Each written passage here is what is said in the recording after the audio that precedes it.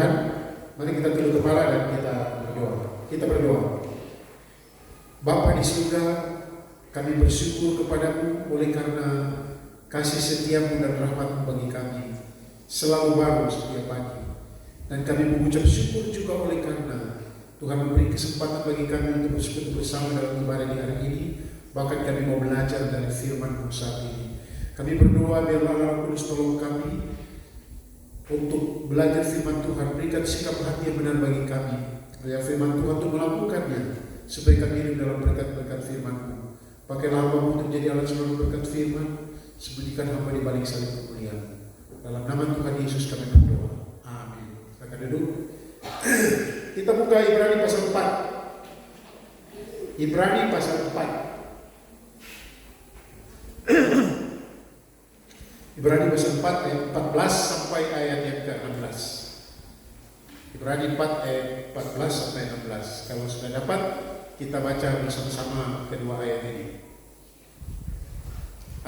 Bukan 2 ya, 3. Mari kita baca sama-sama. 1, 2, 3. Karena kita sekarang mempunyai imam besar agung yang telah melintasi semua langit, yaitu Yesus Anak Allah. Baiklah kita teguh berpegang pada pengakuan iman kita. Sebab imam besar yang kita punya bukanlah imam besar yang tidak dapat turut merasakan kelemahan-kelemahan kita. Sebaliknya, sama dengan kita, ia telah dicobai, hanya tidak berbuat dosa. Sebab itu, marilah kita dengan penuh keberanian menghampiri tahta kasih karunia, supaya kita menerima rahmat dan menemukan kasih karunia untuk mendapat pertolongan kita pada waktunya. Bapak Ibu Saudara yang saya kasih dalam Tuhan, kita semua yang percaya kepada Yesus Kristus, kita mengakui bahwa Yesus adalah Allah yang telah turun ke dalam dunia, mengosokkan dirinya menjadi manusia.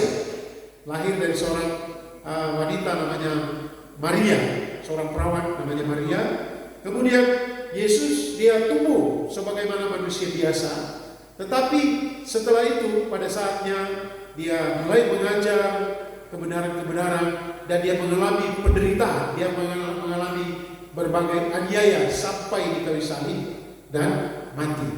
Kita pelajari itu di Yesus dia mati di kayu salib karena dosa-dosa kita, untuk dosa-dosa kita. Tapi 3 hari kemudian dia bangkit. Setelah bangkit dia membuktikan dirinya 40 hari. Membuktikan dirinya bahwa dia hidup. Nah setelah itu baru-baru minggu kemarin kita merayakan apa? Minggu kemarin, sebelumnya dia bangkit 40 hari dia naik ke surga. 10 hari kemudian Roh Kudus dicurahkan atau hari Pentakosta. Nah, Yesus naik ke surga. Alkitab menyatakan bahwa dia pergi untuk menyiapkan tempat bagi kita yang percaya. Tetapi juga dia pergi untuk menjadi imam besar kita, juru syafaat kita. Nah, surat Ibrani adalah surat yang ditujukan kepada orang-orang Yahudi atau orang-orang Israel yang benar-benar mengerti tentang perjanjian lama. Yang pada waktu itu juga orang-orang Kristen ini mereka mengalami tekanan, mereka mengalami aniaya, mereka mengalami penindasan sehingga ada yang meninggalkan iman. Ya, kalau kita baca pasal 6 juga ada murtad. Nah, saudara-saudara saya kasih dalam Tuhan Yesus Kristus. Surat Ibrani juga menjelaskan keutamaan Kristus. Dia menegaskan dari pertama, Yesus lebih utama dari malaikat-malaikat. Jelas ya, karena Tuhan Yesus adalah pencipta. Kemudian Yesus lebih tinggi dari Musa. Yesus lebih tinggi dari para imam, termasuk Imam Harun. Dan Yesus adalah imam besar. Oleh karena itu kita akan mempelajari tema Yesus Kristus, imam besar agung. Jadi imam besar agung atau mulia. Saudara-saudara yang saya kasih dalam Tuhan Yesus Kristus, Yesus Kristus imam besar agung kita yang telah naik ke surga. Nah, orang-orang Kristen pada waktu itu, khususnya bagi orang-orang Kristen berlatar belakang Yahudi dan penganut-penganut Yudaisme, kemungkinan pada waktu itu mereka kan berpercaya, mereka kan dari orang Yahudi itu, mereka percaya Taurat dan mengagungkan Musa, Harun. Setelah mereka menjadi percaya kepada Yesus, mereka jadi komunitas atau kelompok tersendiri. Dan pasti mereka ditanya, siapa imam besar kamu? Siapa imam kamu? Ya. Kalau kamu sekarang percaya atau kalau kamu sekarang jadi Kristen, siapa imam kamu? Dan jawabannya adalah imam besar kita adalah Yesus Kristus. Orang-orang Israel atau orang Yahudi mempunyai imam besar, yaitu keturunan Harun. Tapi kita mempunyai imam besar yang agung, yaitu Yesus Kristus. Yesus Kristus adalah imam besar kita, imam besar agung. Nah, saudara-saudara, karena Yesus Kristus adalah imam besar yang agung, pertanyaannya, sebagai orang percaya, apa yang harus kita lakukan? Sekali lagi, karena Yesus imam besar agung kita, sebagai orang percaya, apa yang harus kita lakukan? Saudara-saudara yang saya kasih dalam Tuhan Yesus Kristus, bertitik tolak dari Ibrani pasal 4 ayat 14 sampai 16, kita akan melihat 3 hal yang harus kita lakukan oleh karena Yesus adalah imam besar agung kita. Pertama, perhatikan ayat 14. Yang harus kita lakukan oleh karena Yesus Kristus adalah imam besar agung kita. Yang pertama, kita harus teguh berpegang pada pengakuan iman kita. Kita harus berpegang teguh pada pengakuan iman kita. Kalau kita lihat di Kolose pasal 1 ayat 23, coba kita lihat. Kolose pasal 1 ayat 23. Dikatakan seperti ini. Sebab itu, sama-sama kita baca. 1, 2, 3. Sebab itu, kamu harus bertekun dalam iman. Tetap teguh dan tidak bergoncang. Dan jangan mau digeser dari pengharapan Injil yang telah kamu dengar. Dan yang telah dikabarkan di seluruh alam di bawah langit. Dan yang aku ini Paulus telah menjadi pelayan. Kita kembali ke Ibrani pasal 4 ayat 14 tadi. Jadi Bapak Ibu Saudara yang saya kasih tahu, Tuhan teguh berpegang pada pengakuan iman. Itulah yang harus kita lakukan pertama-tama.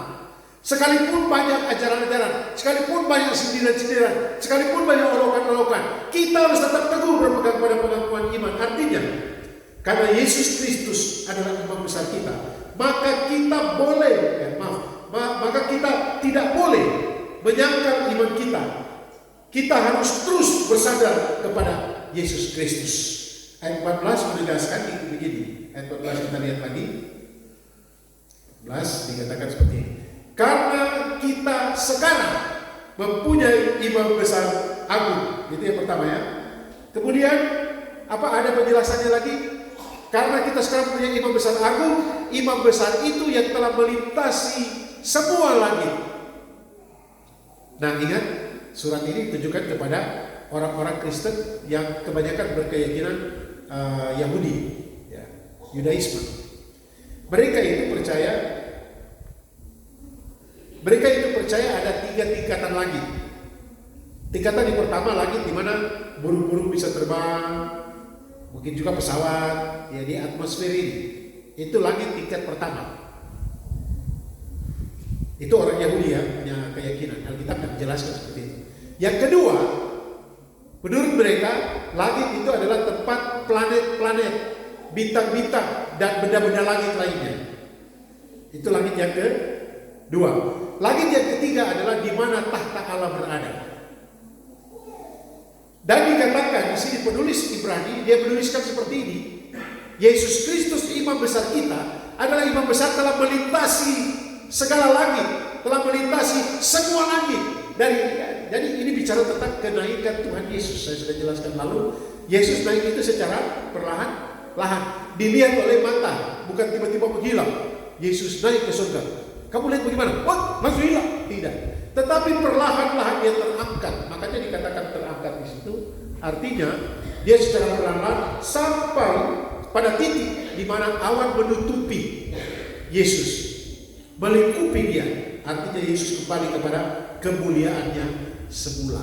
Jadi pada waktu pertama kali Yesus, sebelum dia lahir, dia adalah Allah. Yesus adalah Allah.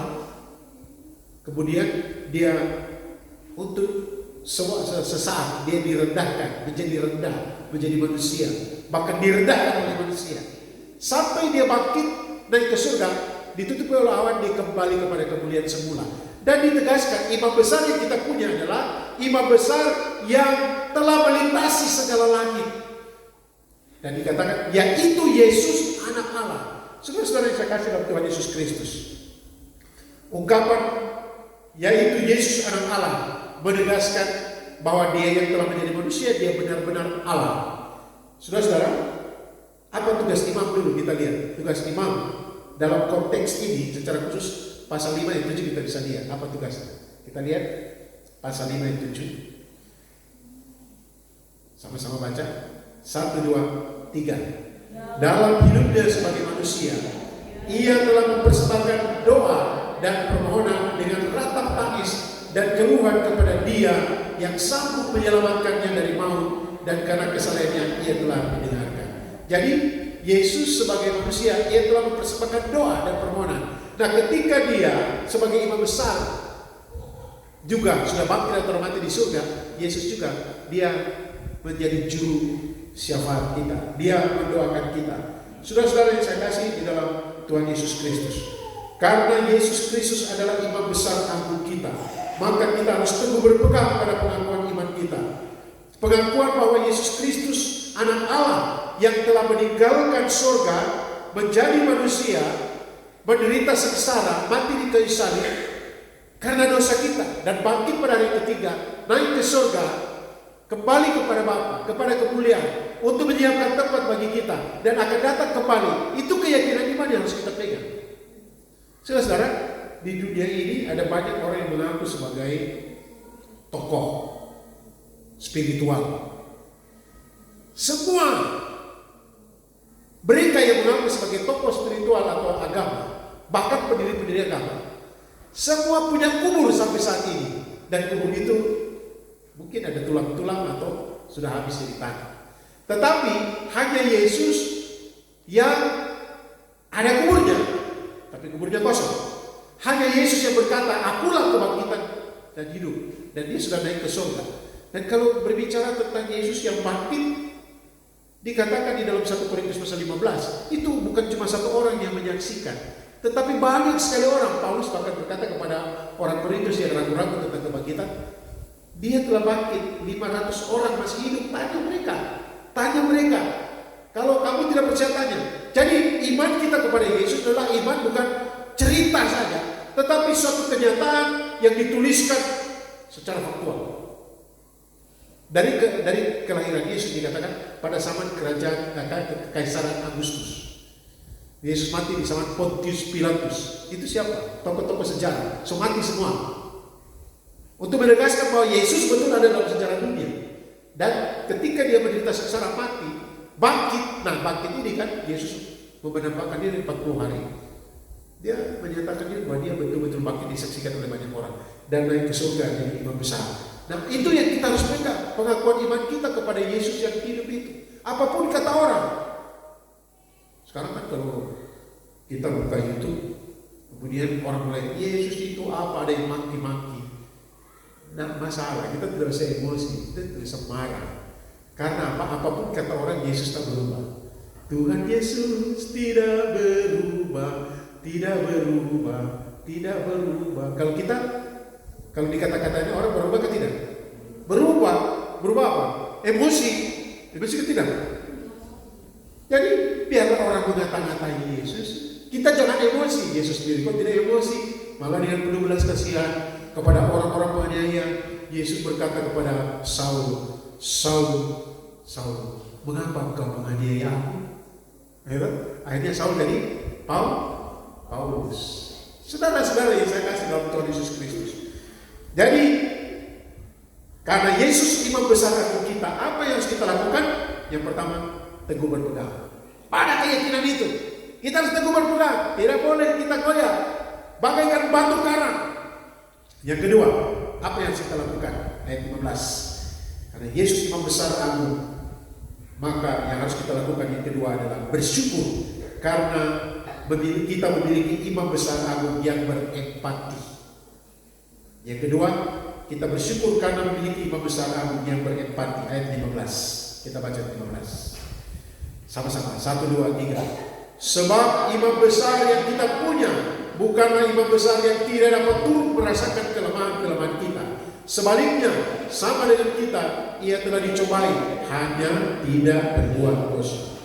Bersyukur karena kita memiliki imam besar agung yang berempati, artinya karena kita memiliki imam besar yang turut merasakan pergumulan kita, maka kita harus selalu bersyukur. Puji Tuhan. Imam besarku adalah imam besar yang mengerti keberadaanku. Dia mengerti keadaan saya. Dia tahu siapa saya. Ayat 15 ini masih sangat terkait dengan ayat 14. Mengapa kita harus teguh berpegang pada pengakuan iman kita? Jawabannya ialah sebab imam besar yang kita punya ini adalah imam besar yang berempati. Bapak Ibu Saudara, apa itu empati ya? Empati itu, kalau simpati begini, dia, aduh kasihan dia, kenapa dia begitu? Orang jatuh dari motor, aduh kasihan, jatuh dari motor, aduh kasihan dia. Tapi kalau berempati, aduh pasti dia sakit sekali. Saya pernah jatuh dulu, saya tahu, sakit sekali. Empati itu adalah turut merasakan, karena turut sudah pernah mengalami. Saya kasih contoh, Bapak Ibu Saudara, pernah ada orang bilang begini kepada kami. Ini cuma cerita saja. Dia bilang begini, Dolphy, kenapa kamu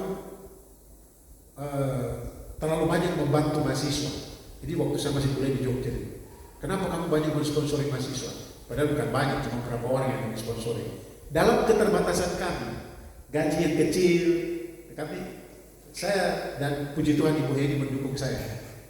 Mereka tanya, kamu harus pikir kok anak, kamu punya anak ada 3, dan kalau kamu bingung dengan orang lain, saya bilang begini, saya waktu sekolah dulu, orang yang biayai saya. Saya kuliah sebelum sekolah teologi, saya kuliah di Fakultas Teknik, orang tua saya biayai saya. Tapi ketika saya ambil keputusan untuk melayani Tuhan, biaya sangat besar, ya, harus pelayanan, harus kuliah. Orang tua tetap membiayai, tetapi tidak cukup orang-orang yang membiayai saya. Mereka yang memberikan kepada saya, mensponsori saya. Jadi setelah saya tamat, saya ingin melihat kalau ada seseorang yang terpanggil melayani Tuhan, walaupun sedikit kami ingin berpartisipasi untuk mendukung dia. Saya jawab seperti itu. Itu yang namanya empati. Karena dulu merasakan, waktu kuliah dulu pernah 3 hari tidak makan. Tidak makan. Bukan karena malas makan, bukan malas kerja, bekerja bagaimana. Ini orang putana. Tapi memang berkurung diri saja di kamar sambil berdoa. Tuhan kuatkan saya. Dan saya sekarang lapar. Dan Tuhan utus orang hari ketiga. Dan bawa makanan. Dia bilang, kenapa kasih tahu saya? Saya bilang, saya suka kasih tahu bapak kasih tahu kau. Dan saya makan hari ketiga. Dulu kuliah sampai saya minta maaf, muntah darah karena kekurangan makan. Makanya waktu kita kuliah di Jogja dulu melentor, saya tidak mau dia kelaparan. Karena saya mengalami itu. Saya tidak mau kalau kesulitan. Pernah saya berkurung di kamar sesak nafas sakit, tapi karena saya suka main tuh, teman-teman. Aduh, udah pikir saya main, padahal di dalam semua mati. Sedangkan kamar saya kunci. Makanya lalu saya bilang ke Tinus, kalau kau sakit kau yang kunci pintu kamar pastor itu. Nanti kalau kau mati sampai dia. Karena saya alami itu Tinus. Pada waktu itu tapi saya main, biasa suka main, kalau bikin saya main. Karena sudah mau mati. Akhirnya saudara ada yang rasa mungkin ini dia tidak main-main, panjat. Panjat saya lupa juga, mungkin saya pingsan ketika saya tertawa, lupa. Karena itu peristiwa sudah 40-an tahun lalu. Saudara, empati adalah oleh karena dia telah mengalami, dia merasakan dan dia ikut merasakan apa yang dirasakan. Itulah Yesus imam besar kita. Mengapa kita harus bersyukur? Oleh karena kita memiliki imam besar agung yang berempati. Saudara-saudara yang saya kasih dalam Tuhan Yesus Kristus, sekali lagi menegaskan jawabannya adalah sebab imam besar kita adalah imam besar yang berempati dengan kita. Imam besar Israel pada zaman raja-raja waktu itu, mereka tinggal di istana yang mewah.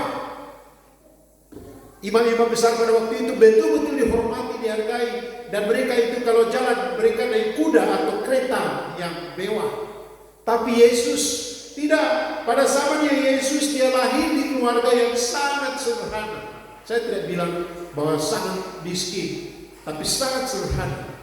Saya yakin bahwa Yusuf dan Maria adalah orang tua yang sangat bertanggung jawab. Saudara-saudara saya kasih Tuhan Yesus Kristus. Tuhan Yesus Kristus, dia berjalan dalam pelayanannya, berjalan-jalan. Satu kali saja diceritakan dia naik bagal atau keledai karena mau masuk ke Yerusalem. untuk sebagai penggenapan nubuat. Yesus Kristus imam besar kita dapat turut merasakan kelemahan-kelemahan kita. Penulis buku Pak Dev Gilbert itu yang pernah melayani dengan saya, dia tuliskan begini: Yesus Kristus dulu dia bekerja sebagai tukang kayu. Dia dulu biasa berkeringat. Dia jalan kaki sementara orang-orang besar naik kereta kuda atau kereta yang mewah. Dan dia dicobaan. Saudara-saudara, dia mengerti penderitaan kita. Dia mengerti pergumulan persoalan kita. Dia tahu sakitnya dihianati. Dia tahu perihnya diselingkuhi. Bilang selingkuh baru pacar-pacar. Saya juga selingkuh apa? Dia tahu apa arti diremehkan, direndahkan. Dia tahu semua itu. Karena apa? Diolok-olok. Kalau kau anak Allah, turunlah dari salib. Dan tahu di salib di dalam kenapa? Setengah telanjang, dipermalukan betul-betul. Dan dia tahu itu. Sehingga sebagai imam besar dia katakan, dia turut merasakan kelemahan kita. Saya kategori orang yang pemalu. Mungkin saudara pikir sekarang, tidak. Saya kategori pemalu, apalagi masih SMP, SMA.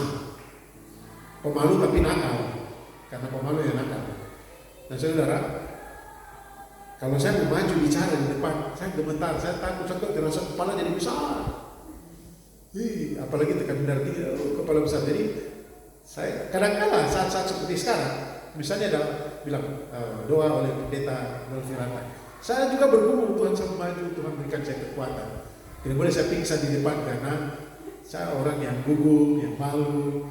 Dan saya tahu bahwa Tuhan tahu itu, Dia tahu apa yang saya rasakan. Makanya pada waktu saya sekolah teologi saya bilang begini, Tuhan saya mau jadi, mereka bilang, Dolfi karuniamu mengajar. Tapi saya bilang tidak, saya mau menjadi pengkhotbah. Saya tidak pernah pikir menjadi kepala. Saya mau jadi pengkhotbah saja, keliling-keliling. Kenapa Bapak jadi kepala dan punya panggilan sebagai kepala ya? Karena saya punya opa. Dia dorong saya pada waktu mau lantik jadi kepala. Kami punya cincin ini digadai. Saya tidak mau jadi kepala, tapi saya bilang, Tuhan, kalau cincin yang digadai ini sampai ini tidak ada cincin lagi, sembode jadi pasang bagaimana? Saya akan jadi bersedia untuk diurapi jadi kepala. Dan puji Tuhan, dengan cara bagaimana saya tidak tahu, Ibu Hedi kasih uang dan beli cincin lagi jadi pasang. Tidak boleh tolak. Tuhan tahu pergumulan saudara. Dia turut merasakan apa yang jadi pemikiran kita, apa yang menjadi pergumulan kita. Yang seperti saya katakan tadi, dia mengerti penderitaan kita, dia mengerti pergumulan kita, dia tahu apa artinya dihianati, dia tahu apa artinya direndahkan, diremehkan, tidak dianggap. Tuhan itu sama. Maka kita harus bersyukur. Jadi dia sangat menghargai air mata ya. Apakah Yesus menghargai air mata? Ya. Di Injil Yohanes pada waktu Lazarus mati, datanglah Marta menangis. Datanglah Maria menangis. Orang-orang Yahudi menangis. Dan kita mengatakan, maka menangislah Yesus. Tetapi kita sudah pernah belajar dari firman Tuhan, dalam kirbanmu kau tampung air matamu. Tuhan menghargai air mata tidak? Menghargai. Mengapa? Oleh karena dia tahu siapa kita dan dia tahu pergumulan kita. Dia tahu sampai di mana kita sanggup dan mampu. Sehingga datanglah kepadanya. Dia imam besar agung, imam besar yang luar biasa, imam besar yang telah menyerahkan dirinya ganti kita. Dia sudah pernah merasakan apa yang kita rasakan, bahkan lebih dari itu. Itu yang kedua. Yang ketiga, karena Yesus Kristus imam besar kami, maka kita harus membuang keraguan menghampiri Allah. Ayat 16. Karena Yesus Kristus adalah imam besar kita, maka hal yang harus kita lakukan adalah membuang keraguan untuk menghampiri ayat 16. Kita baca sama-sama. 1, 2, 3. Sebab itu, marilah kita dengan penuh keberanian menghampiri tahta kasih karunia, supaya kita menerima rahmat dan menemukan kasih karunia untuk mendapat pertolongan kita pada waktunya. Saudara-saudara, artinya apa? Artinya kita sekarang bebas sewaktu-waktu bisa menghadap Bapa dalam doa melalui dari dalam Tuhan Yesus Kristus, Sang Imam Besar Agung. Kadang orang bertanya, kenapa kita harus berdoa di dalam nama Yesus? Saudara, karena kita tidak layak untuk menghampiri tahta Bapa. Dia Allah yang Maha Kudus. Hanya karena Yesus Kristus kita dilayakkan. Bebas karena Yesus. Makanya di dalam nama Tuhan Yesus kami berdoa. Kadang kan kita tidak mengerti kenapa harus berdoa dalam nama Yesus. Tapi itu bukan jadi semacam mantra. Ada suatu kejadian, dalam nama Yesus. Apa artinya? Saya kadang-kala atau darah Yesus. Hati-hati. Darah Yesus tidak bisa disebut sembarangan. Darah itu menguduskan. Dan dia menguduskan jiwa, bukan menguduskan makanan juga. Ada orang berdoa oleh darah menguduskan makanan. Nah, Tuhan tidak menguduskan yang namanya makanan yang fana jasmani. Yang dikuduskanlah adalah hidup kita, jiwa kita. Darah Yesus dicurahkan untuk itu. Jangan sebut sembarangan ini. Ada orang kaget sebut darah Yesus atau nama Yesus. Kita menyebutnya oleh karena keyakinan Yesuslah yang telah memberi diri, sehingga kita bisa menjumpai Sang Bapa. Saudara-saudara yang saya kasih dalam Tuhan Yesus Kristus. Dalam ayat 16 ada ungkapan-ungkapan dikatakan ini, penuh keberanian. Penuh keberanian itu artinya apa? Ini sebenarnya penuh kebebasan tanpa prosedur. Sebelumnya saudara, kalau mau menghadap Allah, apalagi berkaitan dengan dosa, mereka harus membawa korban. Bahwa orang yang mampu harus membawa anak domba tanpa cacat. Orang yang tidak mampu, mereka harus membawa burung merpati atau tekukur. Dan bawa kepada imam. Imam besar dia akan sembelih, ambil darahnya, dan imam besar.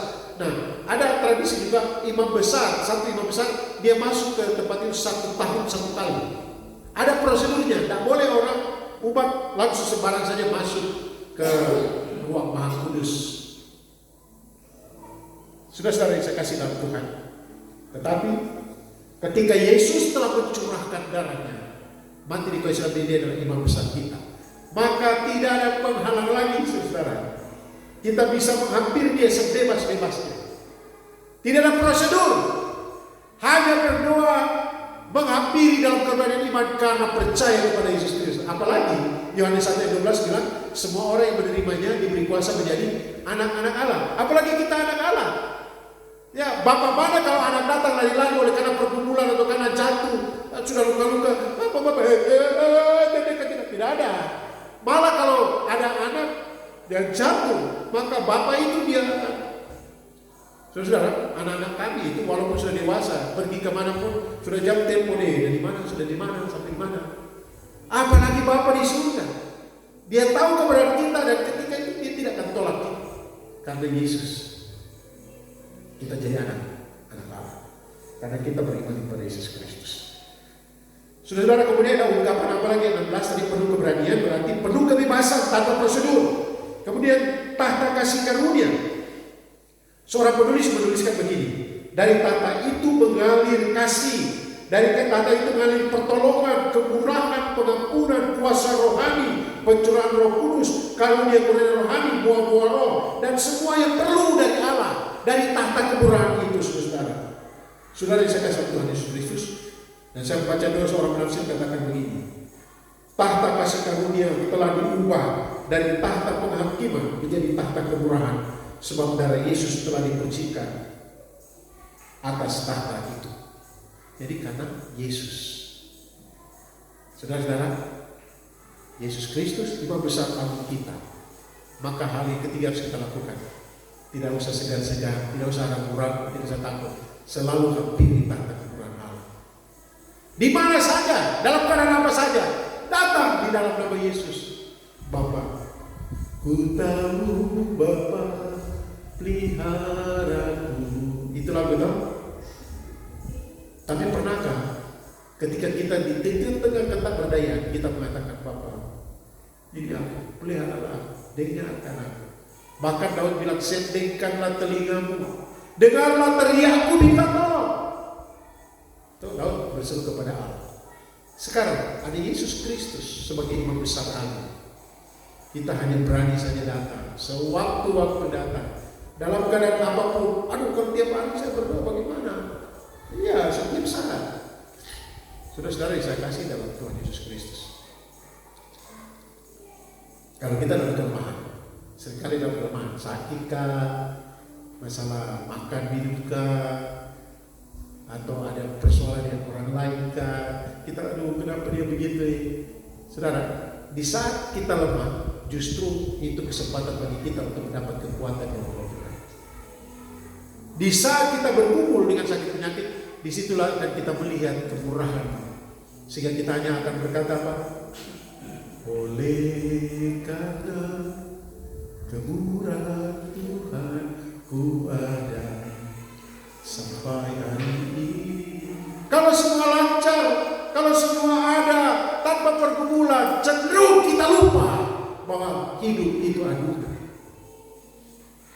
Atau ada anak muda yang bilang, aduh saya nanti bagaimana nih? Taruhlah masa depan kepada Tuhan. Sekalipun ayah dan ibu meninggalkan engkau, Tuhan tidak akan meninggalkan engkau sebagai yatim. Tapi bagaimana ya kalau seperti itu? Sekalipun siapa meninggalkan engkau, tapi Tuhan tidak meninggalkan engkau, maka Dia siap untuk dengar. Saudara, Yesus Kristus imam besar agung kita. Karena Dia imam besar agung kita, apa yang harus kita lakukan? 3 hal. Yang pertama yang kita lakukan, teguh berpegang pada pengakuan iman. Dia boleh menyangkal Yesus, pergumulan apapun. Itulah I have decided to follow Jesus. Apa itu ya? Ku telah putuskan mengikut Yesus. Ku telah putuskan mengikut Yesus. Ku telah putuskan mengikut Yesus. Kenapa? Ada yang bilang selamanya. Harusnya ku tak ikat. Atau dalam bahasa Inggris, don't turn me back. Saya tidak akan balik. Tetap ikut Yesus. Don't turn me back. Tidak ada balik-balik. Apapun persoalan, tidak perlu. Karena apa? Ada yang kedua dan ketiga yang harus kita lakukan. Bersyukur karena Dia imam besar yang berempati, Dia turut merasakan apa yang kita alami. Dan yang ketiga, karena kita punya peluang, bukan punya peluang. Kita diberi kebebasan untuk menghampiri tahta kemurahan Tuhan itu. Kiranya Tuhan akan terus menolong kita. Biarlah firman Tuhan ini termeterai di hati kita. Dan ingat, di tengah pergumulan kita akan terima kasih Tuhan. Kesempatan saya akan mengalami Tuhan. Tidak apa-apa menangis, orang lain tidak lihat kita kok, ya kan? Atau sekalipun orang lain melihat kita tiba-tiba, kok menangis kan? Saya bisa nangis kan? Kok mata itu? Tidak mungkin juga orang bilang begitu kan? Tidak mungkin. Tapi di tengah itu, laki-laki saya tidak bisa menangis. Oh saudara, saya juga orang yang paling pantang menangis. Tapi di hadapan Tuhan, Tuhan tidak meremehkan air mata. Tuhan berkati kita sekalian, mari kita berdoa. Segala puji, hormat dan sembah hanya bagi Tuhan yang telah memberi kesempatan bagi kami untuk merenungkan firman Tuhan yang luar biasa. Oh Yesus Kristus, imam besar agung kami, tolonglah kami untuk dapat menjalani hari-hari hidup kami yang terkendala. Pergumulan apapun itu, termasuk di dalam diri kami sendiri, sakit penyakit, atau pergumulan masalah ekonomi, atau dalam hubungan-hubungan keluarga, atau dengan orang lain, biarlah kami terus dalam pengakuan iman kami kepada-Mu. Tapi juga Tuhan tolong kami untuk sungguh-sungguh menyadari bahwa Engkau yang hidup, Engkau berempati, Engkau tahu apa yang kami alami dan rasakan. Terima kasih juga untuk kesempatan yang Kau beri bagi kami. Sewaktu-waktu kami atau kapan saja kami bisa datang menghampiri tahta kemurahan-Mu. Terima kasih. Kami mengucap syukur untuk kemurahan dan kebaikan-Mu. Kami mengucap syukur untuk firman-Mu yang sudah kami baca dalam nama Tuhan.